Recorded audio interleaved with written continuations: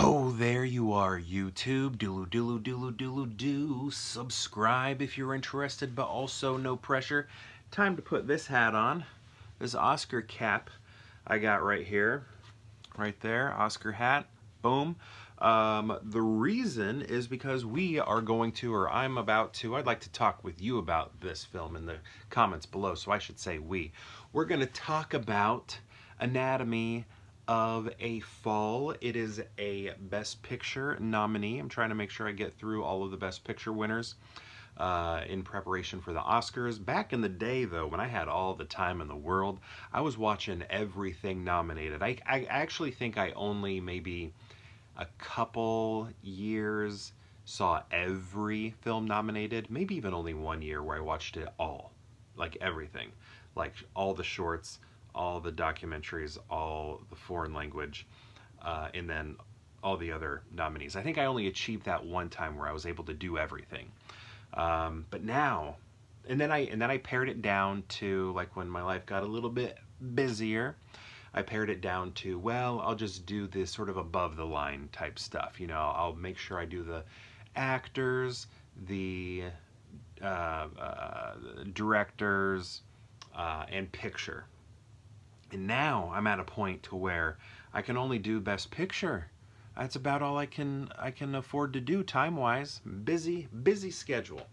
So I'm going through all of the Best Picture nominees, and right now I'm on Anatomy of a Fall, and I've finished that one. That's what we're talking about today, which leaves me only Poor Things, but that's going to hit Hulu tomorrow, I believe, maybe at midnight tonight. Check your watches, I don't know. So I'll be watching that one soon as well. And then I'll have all of them, all the Best Picture nominees ready to go in preparation for this weekend's Oscars. So let's talk about Anatomy of a Fall. It was nominated for 5 Oscars. Those are, let's see if I can pull them off the top of my head. And they are Picture, obviously. Director, Justine, I can't remember her name. Justine Treat, something like that. I wish I knew. And also editing. Also original screenplay. Also Justine Treat, I think, was the person who wrote it. Actress. First name, can't remember. What is it? Oh my, is it Samantha? Samantha Huller? Something Huller. Rebecca, Samantha. Gosh, I can't remember. My apologies. But we are here to talk about the movie. So is that 5? Picture, director, actress, screenplay, editing. Yes, there we go. So, it's pretty good. Now this film right here, I thought was pretty, I was gonna say fun. Is fun the right word? I don't know. It kind of is. It's kind of thrilling because it's like a crime movie. It feels like, you know, like a true crime dramatization sort of thing. It's also like a courtroom drama, family drama, all sorts of things going on. Murder, mystery, all of that is happening in this movie. So it makes it very compelling, and it's very long. I'm trying to remember how long it was. It was well over 2 hours. Let's say 2:20, 2:30, something like that. And it didn't really feel long to me. Like, you know, I think I was like aware as I was watching it, oh, this is a long movie, but it wasn't like I was like, yikes, let's wrap it up, all right? I never really felt that way with it. Because I don't know, I feel like there was nothing. I mean, there's probably stuff you could have cut out, but there was nothing as I was actively watching it feeling like this is a waste of my time. It all kind of felt like it had a purpose. It helped move the story along forward. It all seemed to be, if not necessary, intriguing, you know. So yeah, I don't know. Should I talk about this as if you've seen it? That way I can just like say stuff out loud, because let's act like we've seen it so I don't have to go through too much of the plot. But basically, you have a family of 3, a mother, a son, and a husband. And the husband and the mother we eventually find out are having some issues. They have a son who is, I can't remember, I think he's only, like somewhat blind, but pretty heavily. And yeah, the dad, basically, one day the son finds him at the bottom of their house.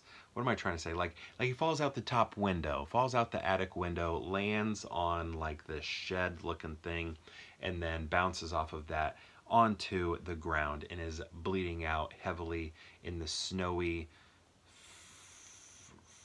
French, I think France? Yeah, they're in France. French, I can't, I was like, wait a second, because he's French, she's German, they speak English, so you're kind of like, okay, where are we at here?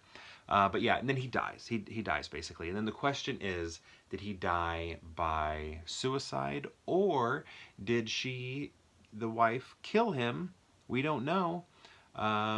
We don't see it. We just stumble upon him along with the kid. The kid discovers him.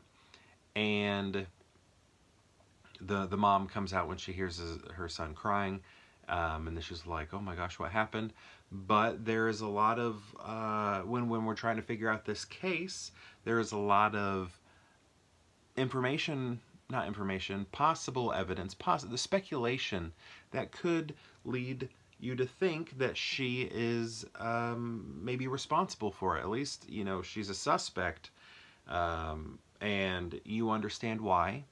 But slowly, as you're watching, things roll out where you get more and more information. So I think that's where I want to kind of get into spoilers a little bit, because I kind of want to get into spoilers about the fight that is discovered that the mother and father had, because they fought the day before, a couple days before the death. And so that fight, you know, is obviously used against the mother, like, hey, look, you were fighting, maybe you killed him. But I just want to talk about the fight a little bit. So, who are we agreeing with more here in that fight, when they're sort of going at it with each other, back and forth, hitting each other with the score they've been keeping against one another? You know, you made me do this, you made me do this, no, I didn't make you do this, you decided to do that on your own. You know, they're all like, they're back and forthing it all. Whose side are you on? Because I feel like it's pretty clear that she is, like, in that fight, I think that, you know, that fight, I think she's the winner there. Because anytime she brought up, like, a solution to the husband's complaints against her, like when he's like, I don't have any time, I want to be doing this, I want to be creating art, I want to be writing, I want to be doing this. She's like, I mean, you're the one that wants to homeschool the kid. Let's put him in school. Let's put him in public school. That way you have more time to write. And then he's like, well, you know, if I would have done that, then I wouldn't have the great relationship I have with him that I do. And it's like, well, in that case, then stop complaining about it. Stop getting mad at your wife about having no time when you're the one choosing to have no time, when it seems like everyone is cool with sending him to public school. You're the one that wants to homeschool him. If you want to homeschool him, obviously you're going to lose out on time, free time to write your novel, right? I mean, that's kind of the way I was looking at it. She's not the one telling him, you got to homeschool our son.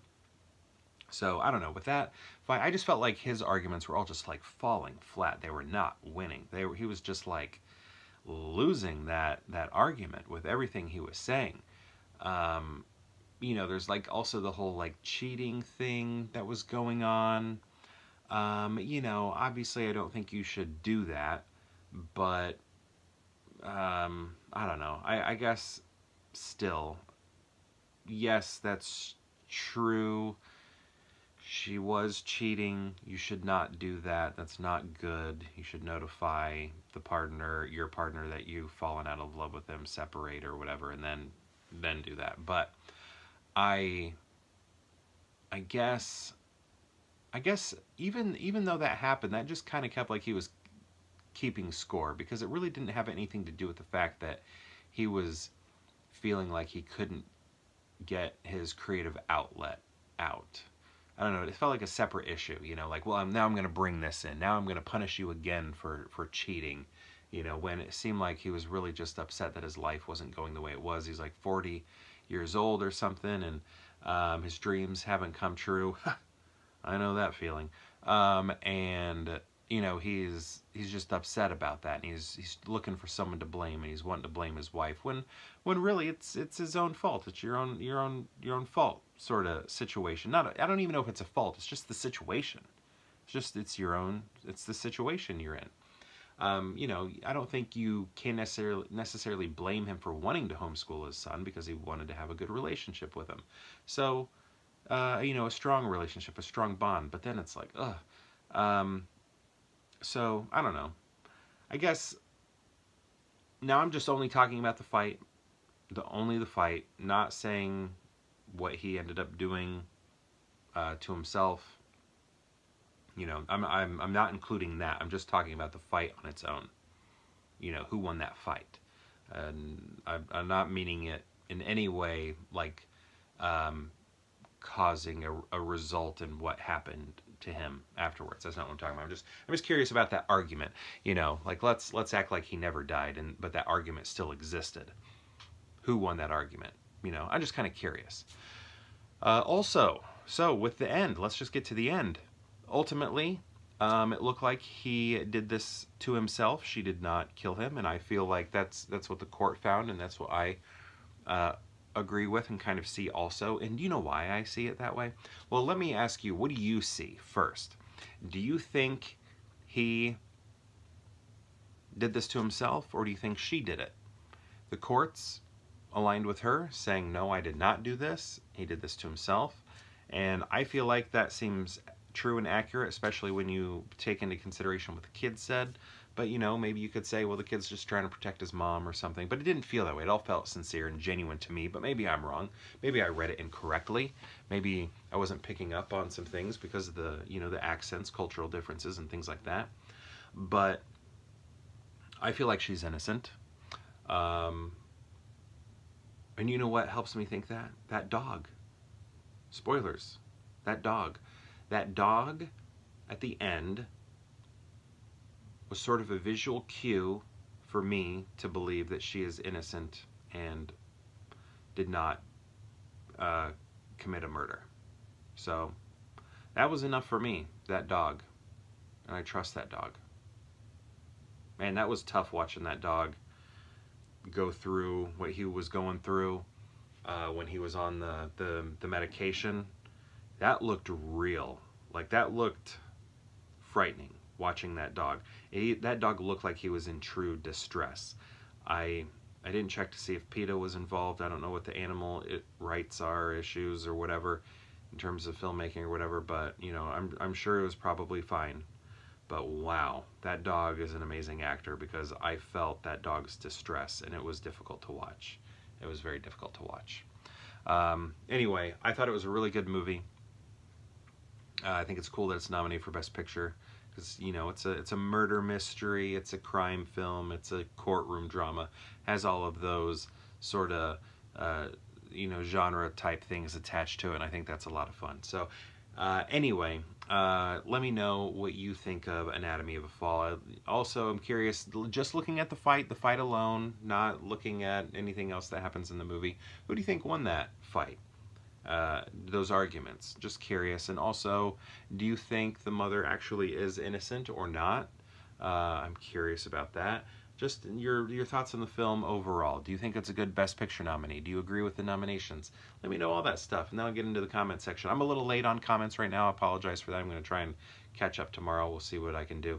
But anyway, thank you so much for watching, and perhaps we'll see you tomorrow for more Pure Hangout.